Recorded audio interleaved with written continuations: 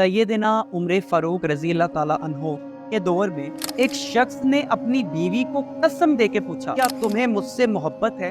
तो बीवी ने जवाब दिया, नहीं। जब ये बात हजरत उमर तक पहुंची ना, तो हजरत उमर ने उस औरत को बुलाया और उससे पूछा, क्या तुम ही वो औरत हो जो अपने खामन को कहती है कि मुझे तुझसे मोहब्बत नहीं?